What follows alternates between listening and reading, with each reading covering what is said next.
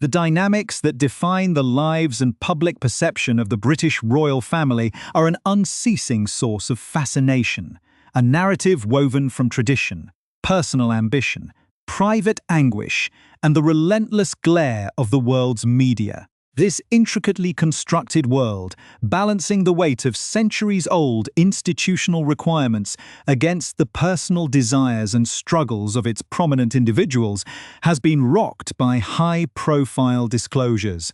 poignant moments, and simmering power struggles that continue to reshape its very foundations. This is particularly true for the two central pairs of siblings who hold the key to the monarchy's future: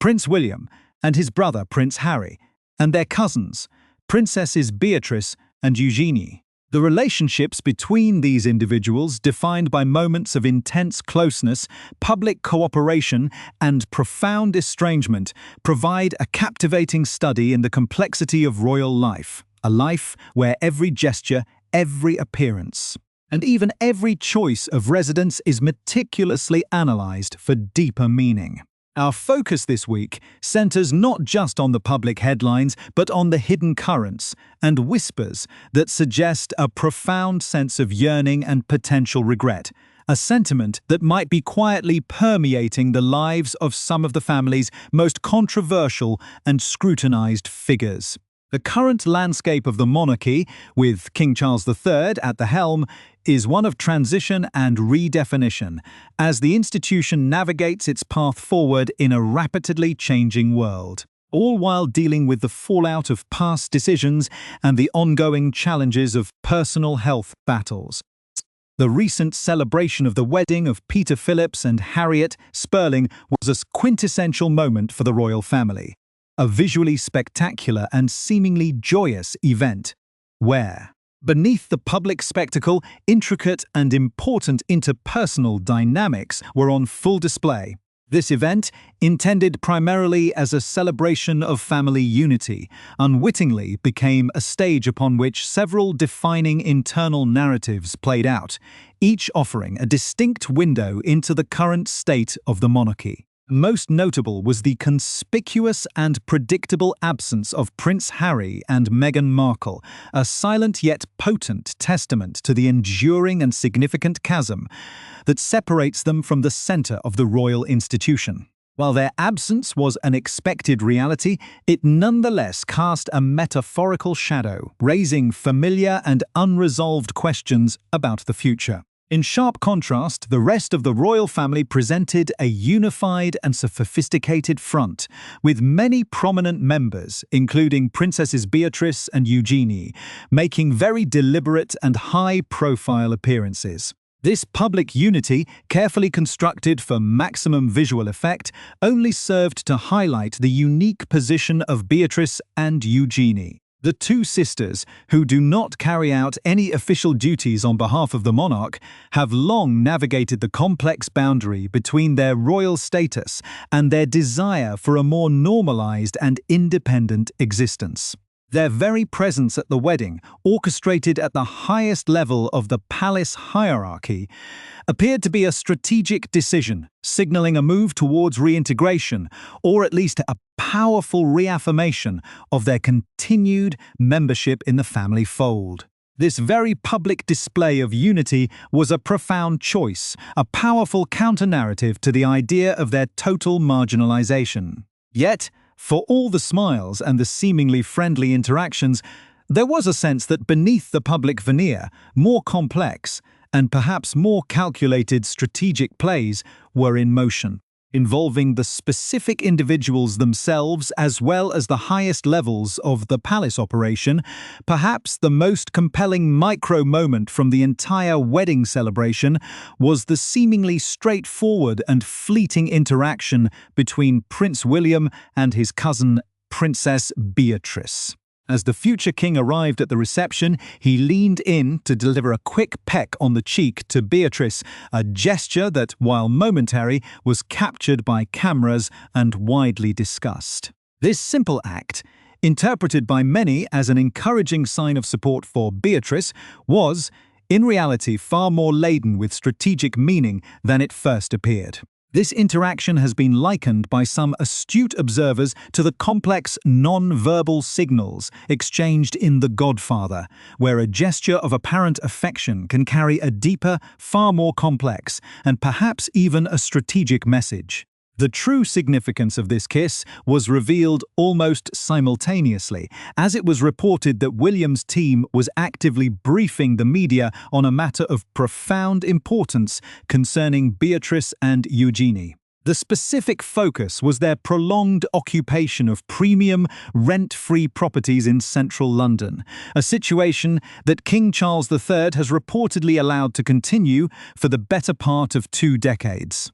This deliberate and powerful juxtaposition, a public display of apparent affection, coinciding with a behind-the-scenes briefing criticizing their specific lifestyle arrangements, speaks volumes about the sophisticated and often ruthless operations within the contemporary palace. It suggests a high-stakes strategic positioning by William's team. A move designed to clearly and unambiguously communicate that, despite appearance of warmth, fundamental change is imminent. This interaction and the strategic briefing that followed was not just a comment on the York princesses themselves. It was a powerful statement about the nature of the entire institution, where loyalty, rank, and the strategic use of public image are all paramount considerations. It reveals the sophisticated way in which public and private spheres are often blended and how personal interactions are utilized to advance specific institutional objectives. This specific instance illustrates that even a fleeting gesture of apparent support, like a quick kiss, can, in the high-stakes environment of the British monarchy, be part of a much broader and more calculated strategic maneuvering. One designed to shape public perception and establish a clear position for the future, a future that William's team is increasingly keen to define. This specific interaction and the deliberate briefing that accompanied it raises serious and unavoidable questions about the future of Beatrice and Eugenie as they continue to navigate the often perilous waters of being a part of, yet also separate from, the direct, official center of the monarchy.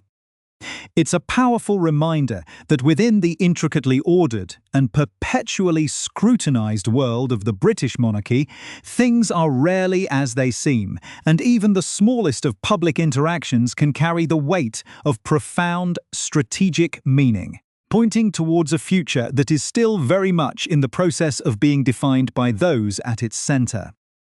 This complex and ongoing dance of public appearance and private reality is a defining feature of contemporary royal life,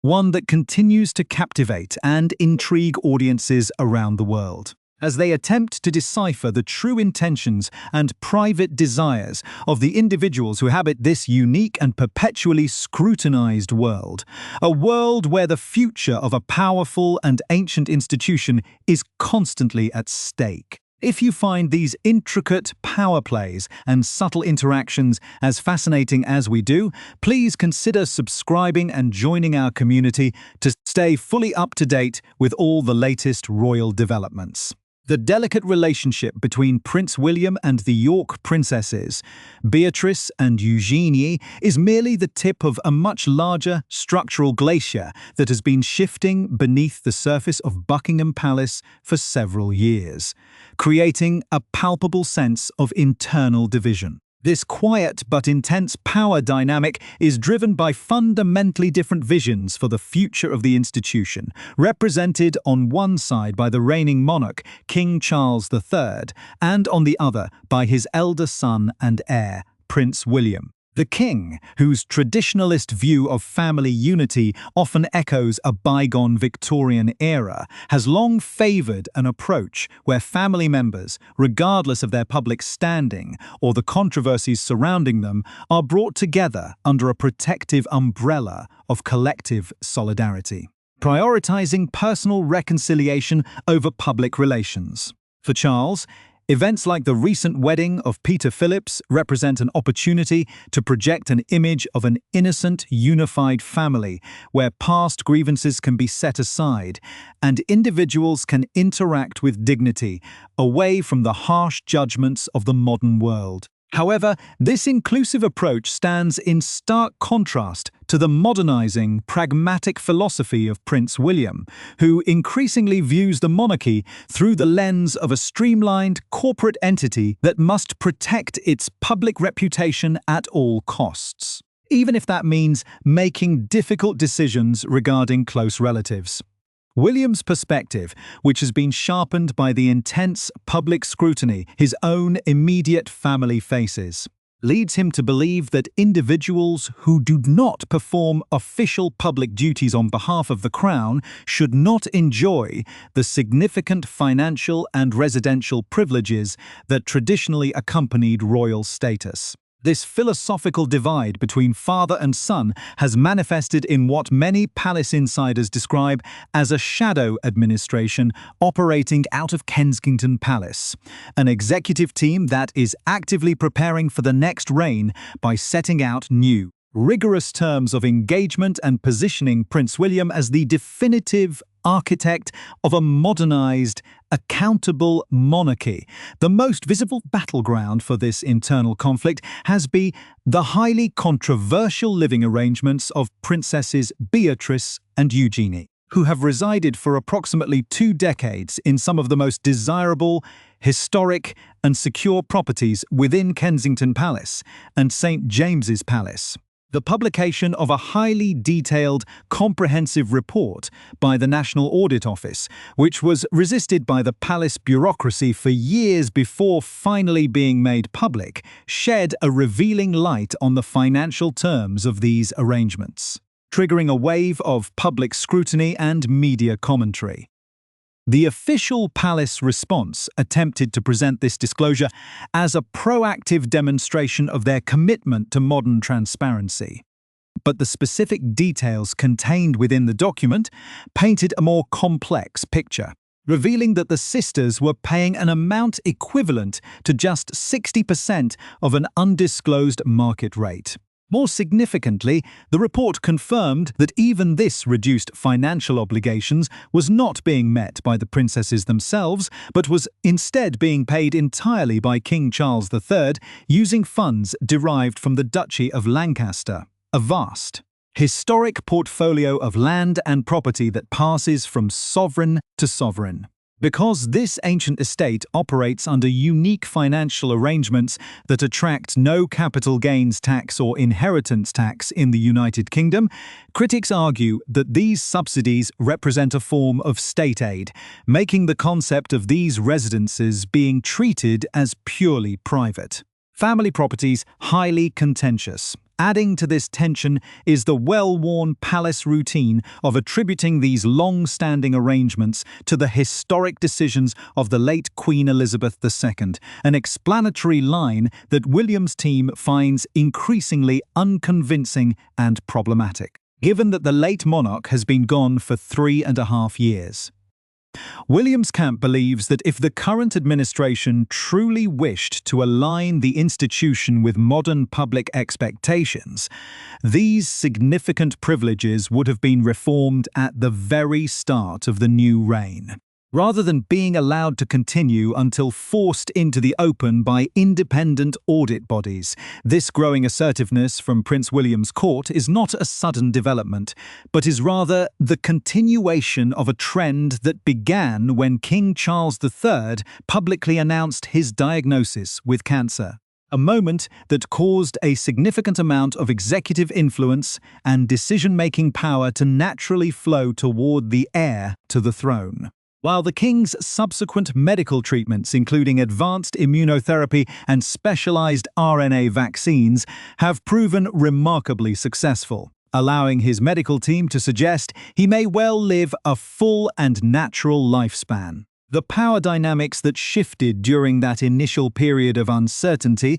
have not entirely reverted to their original state. Instead, William's team has continued to assert its independence, occasionally leading to moments of profound logistical and communicational friction between the two separate royal households, as seen during William's high-profile official visit to Saudi Arabia. During that significant diplomatic engagement, which required months of careful preparation and political capital, William's team chose to issue a major public statement regarding the renewed legal and public controversies surrounding Prince Andrew, seeking to protect the integrity of the tour from being overshadowed by the ongoing scandal. However, this independent action deeply angered the King's office, who felt that the heir had jumped the gun and bypassed the established hierarchy, leading the King to issue his own profound statement of concern just as William was stepping off his aircraft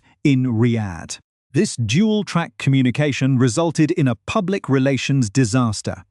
completely torpedoing the media coverage of the diplomatic tour and causing international news agencies to refocus their entire attention on the internal divisions of the royal family. A stark reminder of the perils that arise when the central institution speaks with two separate, uncoordinated voices. This chaotic environment of shifting loyalties and internal friction forms the essential, complex backdrop against which the ongoing, painful estrangement of Prince Harry must be understood, a situation that has entered a new and fascinating phase according to highly detailed accounts, emerging from within the couple's professional orbit. For years, the public narrative surrounding the Duke and Duchess of Sussex has been one of defiance, independence, and a determined effort to build a multi-million-dollar global media and philanthropic empire from their new home in California, completely independent of the constraints of the British Crown.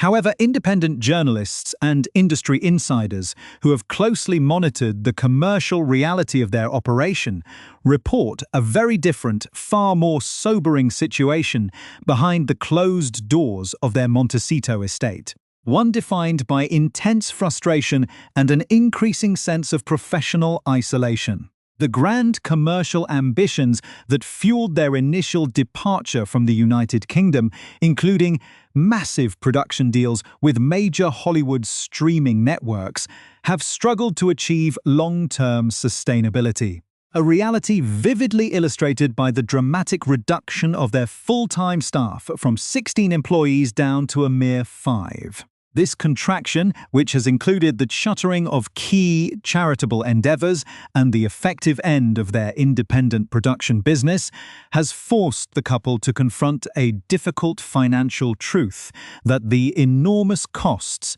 associated with their lifestyle, particularly their high-level private security and the maintenance of their expansive estate, are not being replenished by a stable, recurring source of income. While the Duchess of Sussex remains remarkably astute regarding financial details and determined to pivot toward a glamorous high-end lifestyle and consumer brand. Prince Harry is described by those who have encountered him in commercial settings as being completely oblivious to the practicalities of modern business, having grown up in an insulated, protected environment where the concept of personal financial sustainability simply did not exist. This deep professional dissatisfaction and the realization that their Hollywood ventures have not yielded the sustainable entertainment identity they had envisioned has created a profound sense of restlessness within the Duke,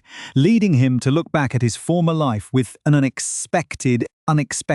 growing sense of loss and nostalgia. He misses the community, the deep-rooted friendships, the structural security, and, above all, the meaningful public service that defined his years within the royal framework. A framework that he now realizes provided a level of protection and purpose that cannot be replicated in the commercial marketplace. This emotional shift has brought him to a point of quiet, private regret over the specific nature of the accusations he chose to level against his closest family members in his memoir and various documentary projects. realizing too late that his words have created a permanent barrier to the very reconciliation he now finds himself desiring. This profound sense of professional isolation and private nostalgia has led to the emergence of a truly remarkable and poignant psychological dynamic within Prince Harry, a revelation that sheds a completely new light on the current state of his relationship with his elder brother. According to deeply placed sources who remain within the couple's immediate California orbit, the Duke of Sussex has spent the last several years harboring a secret, silent hope that Prince William would face significant, overwhelming struggles in managing the immense weight of his expanding royal responsibilities. This expectation was not born out of conscious malice or a desire to see the monarchy fail, but rather from a deeply human, albeit fragile, need to feel valued, missed, and ultimately needed by the sibling he left behind. In Harry's mind, the original plan for the future of the monarchy had always centered on the concept of a shared burden,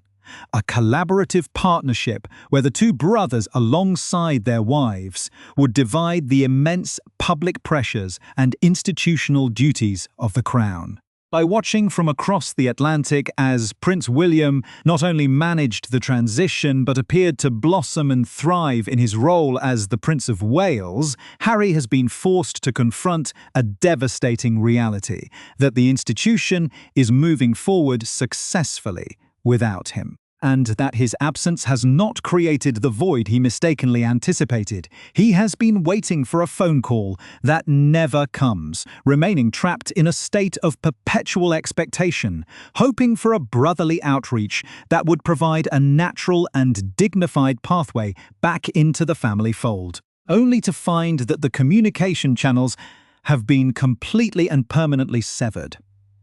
The impossibility of this reconciliation becomes glaringly obvious when examining the perspective of Prince William, whose determination to maintain a permanent royal reset has only hardened in the years following the publication of his brother's memoir. For William, the detailed personal disclosures regarding his wife, Catherine, the Princess of Wales, crossed a sacred line from which there can be no return, transforming what was once an intense sibling rivalry into a permanent institutional estrangement. Palace insiders close to the Wales household indicate that William views the public attacks as an unforgivable breach of trust, one that was compounded by the intense, sustained stress it placed upon both his father and his wife during periods of significant personal health challenges. This profound anger explains why, when the Duke and Duchess of Sussex attempted to reach out privately following Catherine's public cancer diagnosis, the gesture went entirely unreciprocated, viewed by the Kensington Palace team as a hollow public relations exercise rather than a genuine expression of family solidarity. The brothers have not spoken meaningful words since the solemn occasion of Queen Elizabeth II's funeral, and William has made it completely clear to his inner circle that he has entirely closed the chapter on his relationship with his brother, focusing his executive energy instead on protecting his immediate family and preparing his own shadow administration for the future. This total lack of communication has left Harry in a state of profound limbo, where he stands by the validity of his past grievances but deeply regrets the devastating consequences of his words. Realizing too late that his method of seeking independence has made the restoration of his family ties quite literally impossible, the stark divergence in their current lives is further emphasized by the fundamentally different ways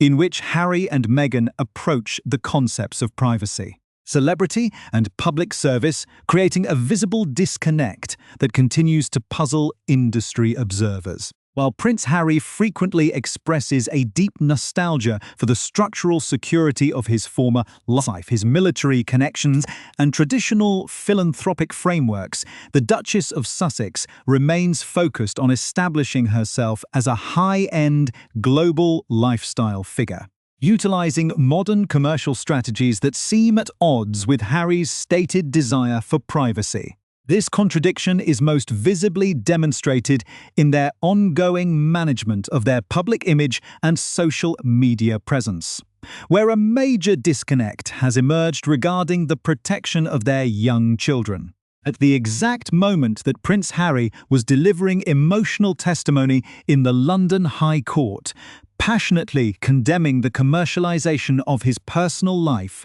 without his consent, his wife was utilizing public platforms to share carefully managed glimpses of their children to promote her emerging lifestyle ventures. While their team argues that shielding the children's full faces is a meaningful protection of their privacy, media analysts point out that using their family milestones for public promotion inherently invites the very global scrutiny they claim to flee, creating an unsustainable narrative that complicates Harry's desire for a quiet, respected philanthropic identity. This complex web of personal regret, commercial struggle, and unresolved family tension highlights a broader truth about the modern British monarchy: that the attempt to build a successful, independent commercial brand in global exile is an unprecedented and perilous venture, one that lacks any successful historical precedent. As the institution of the monarchy continues to streamline its operations under the direction of King Charles III and the strategic guidance of Prince William, the space for a half-in, half-out royal compromise has completely vanished, leaving those who chose to walk away with few viable options for a formal return. The reality of contemporary royal life, as demonstrated by the shifting power dynamics within Buckingham Palace and the stark financial truths of the California entertainment industry, is that the Crown remains a powerful, self-sustaining entity that prioritizes its own institutional survival above personal relationships. For Prince Harry, the realization that his brother does not need him, that his father is focused on consolidating his own sovereign authority, and that his homeland is increasingly distant, represents the ultimate cost of his departure. It is a narrative defined not by a clean break or a triumphant new beginning, but by the lingering, painful reality of an unresolved past, where a prince stands, looking back at the world he dismantled, waiting in vain for a call that will never be made. While the machinery of the